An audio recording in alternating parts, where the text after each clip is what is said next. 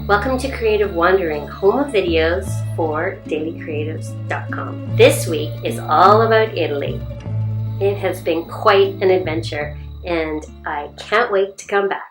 Our time in Italy is coming to an end. We started the week in Bucino, another hilltop town. From there, we were able to do about an hour one-way day trip to Pompeii. That was where Mount Vesuvius erupted, covered the entire area. Pompeii got hit first by this really hot ash gas mixture. It was very hot, 200 and something degrees Celsius. All that perished there that day were in extreme agony. It just would have hit them and that would have been that. Bucino as a little town was amazing. Our villa was built on an old monastery that was built on Roman ruins. And so when they built the villa, they left some of that exposed and just put glass over top. Haley, in fact, was sleeping on some of those ruins and they all lit up from underneath. The home was so amazing. I think someone spends some time getting away from the city when they go there. The kitchen was stocked, there was booze, there was like anything you could imagine. And she said, just go ahead, use whatever you want. We enjoyed staying there. Unfortunately, it was only for 3 nights, but it felt like we were going to someone's cabin, to my aunt's cabin or my mom's cabin back in the day. Although this was even nicer than that. So it was fun. I liked that. Then we did the huge drive, over 800 kilometers. We went across southern Italy and then up the Adriatic. And we drove just outside of Venice. And that's where we are now. Day trip into Venice, Grand Canal tour.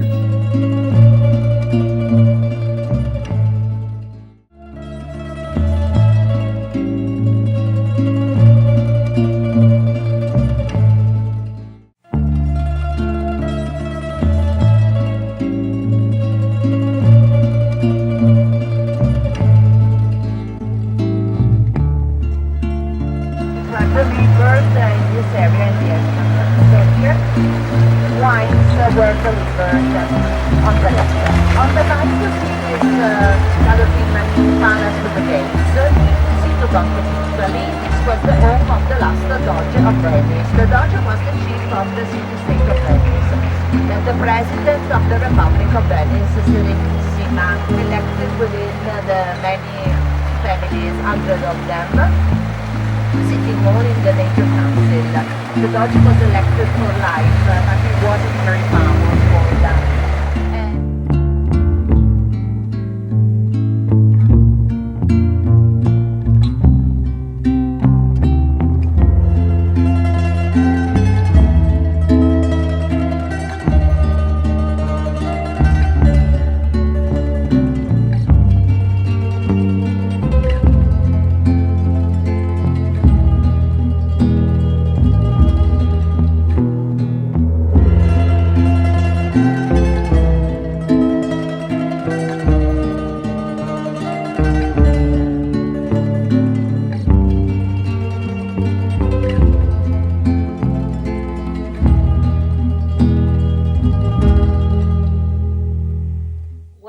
Found so far in our time in Italy is that we need to come back. Italy is an amazing place and we have not given it enough time, but we certainly now know between leaving Provence in France and then coming into Tuscany down to the Rome area. I mean, we could easily spend a week in Rome, right in Rome, of course.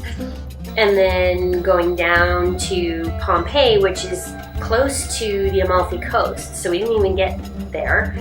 Definitely want to come back, could easily spend a week or more there. And then now here on the Adriatic side, up in the Venice area, I mean, definitely could spend more time here as well.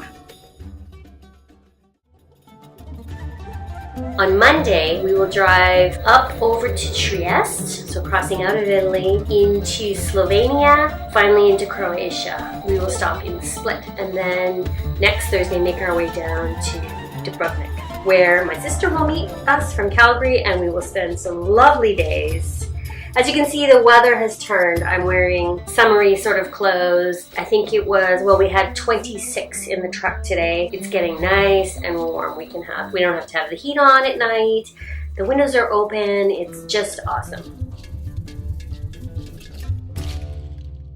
You know, it's an interesting thing being here in Italy because the food is amazing when you go out to restaurants, but it's hit or miss on how much English is spoken. I think you would get a better experience with the food if you could converse and just say to them, take care of me, just give me the best of what you've got, whatever the house specialties are. My husband would never eat like that. He wouldn't take the risk. So instead, what we've been doing is, I'm a pretty good cook. We've been going to the grocery stores. The vegetables, the meat, the pastas that they have there are just fantastic, even the breads. And so it's hard not to make a pretty amazing meal at home if you're any amount of a cook. And actually, it's not so much cooking as it is really just selecting the best of what there is. I mean, the olive oils, the vinegars, the cheeses. I mean, it's just all too amazing to even describe. Give it a light touch with preparation and cooking, and the meals are just fantastic. The selection of fresh fruits in the spring that we have here, the early vegetables, the artichokes, which we've had almost at least twice a week, are the most amazing, and the different varieties. So, I mean, I could just go on for a long time. The food is amazing, both in restaurants and what you can prepare at home.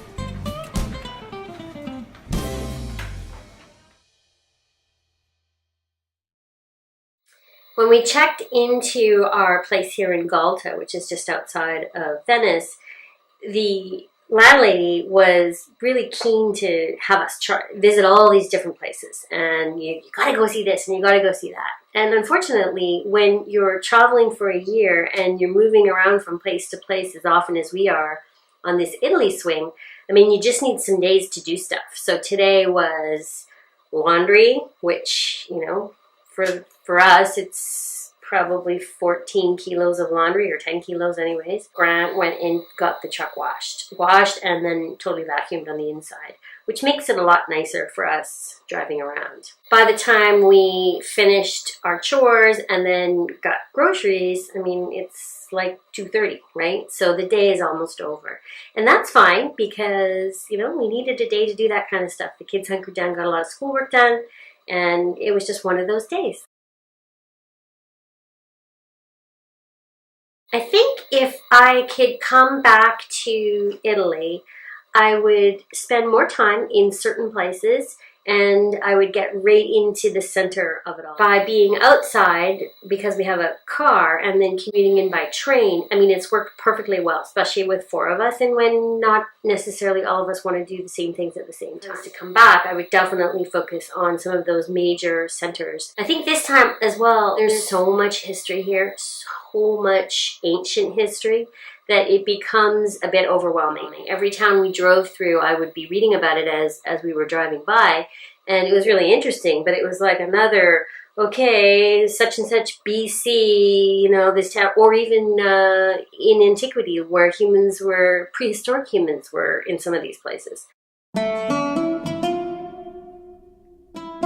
I have found the Italians so friendly. There are certain instances where they might come off a little standoffish to begin with, but it doesn't take long for us to chat with them, and then they're super friendly. In fact, we found the French really friendly too, so I don't know where some of these characterizations of Europeans and how some are some way and some are another. It certainly hasn't been our experience. But what I will say is the drivers in Italy are out of this world. They're driving like it's the Autobahn when it's like not even a 2-lane road. I mean, it is insane how fast they drive. A little white-knuckled driving as if we're driving in a snowstorm in Canada, yet here we are on seemingly good roads. Definitely, I would say that the quality of the roads here are not great either. So combined with, we have a very big vehicle for this part of the world, then we have crazy drivers all around us. We don't know where we're going. Sometimes the traffic circles operate normally. Sometimes they've got stoplights on them. I mean, it's just you just kind of have to go with the flow. So it's been a little bit of a hair-raising experience. We're hoping that Croatia is a little bit more what we're used to, and then certainly when my husband has to take the van back through Germany, I think he'll be quite fine, because the Germans are very precise about how they drive. And as you can see, I'm in a princess. It's like a castle. And this is so fitting with the masks that is a big thing in Venice. Thanks for watching our adventure around the world, our grand tour, as it were.